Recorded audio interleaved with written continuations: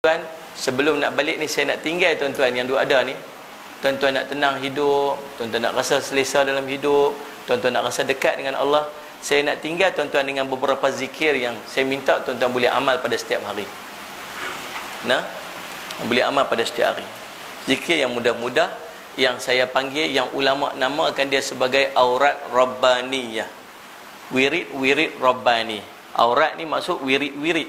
Dia jamak daripada perkataan apa ni, wirid aurat, maksud dia zikir rabbaniyah. Yang pertama tuan-tuan, setiap hari tuan-tuan tolong istighfar 100 kali. Astaghfirullahalazim, astaghfirullahalazim. Setakat tu pun tak apa dah. Nak paling sedap tambah astaghfirullahalazim wa atubu ilaih. Tapi cukup sekadar astaghfirullahalazim kalau tuan-tuan rasa masa tak apa nak ada. Nah, yang kedua, subhanallah wa bihamdih subhanallahil azim 100 kali. Ni 100 kali ni maksud pusing satu tasbih tu. Nah, dia banyak sangat ni kita berasa bila kita tak biasa. Nanti bila lama-lama dia pesat je. Tadi dalam perjalanan saya daripada rumah saya nak pergi ke mana, ke Musa Jamat, Paik Buntang, Taman Kerian tu. Selesai dah zikir-zikir ni. Sempat dalam kereta aja. Subhanallah bihamdi subhanallah azim. Nabi kata apa? Kalimatani, dua kalimat habibatani yang sangat dicintai oleh Allah.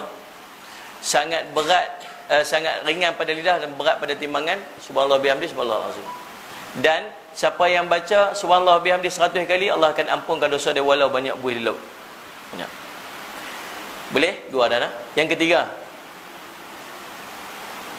salli ala sayyidina Muhammad. Yang ketiga, la ilaha illallah 100 kali. La ilaha illallah 100 kali. Tahlil dia panggil. Ha? Yang keempat, banyak pula ustaz, ada 7. Yang keempat, hasbiyallah wa ni'mal wakil. Hasbiyallah wa ni'mal wakil. Hasbiyallah wa ni'mal wakil. Cukuplah Allah sebagai penolong, pembimbing, wakil aku. 100 kali juga. Yang keberapa?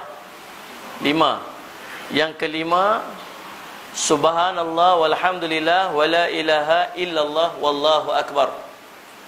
Subhanallah alhamdulillah wala ilaha illallah wallahu akbar 100 kali juga. Yang keenam, la haula wala quwwata illa billah. La haula wala quwwata illa billah 100 kali juga.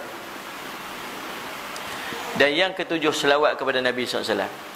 Allahumma salli ala sayyidina Muhammad wa ala alihi wa sahbihi wa barik wa sallim. Kalau wa baraka wa sallam. Faham? Allahumma salli ala sayyidina Muhammad wa ala alihi wa sahbihi wa barik wa sallim wa baraka salam. Itu baris. Kenapa betul elok?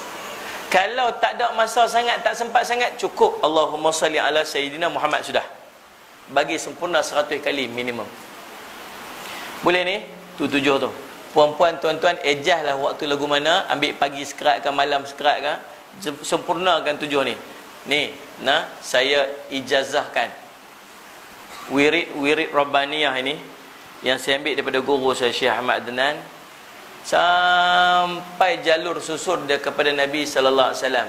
Di antara ulama yang duduk dalam sanad itu ialah Imam Hasan al-Basri, Abdul Qadir Jilani, sampai kepada Sayyidina Ali dan sebagainya, sampailah kepada Nabi sallallahu alaihi wasallam.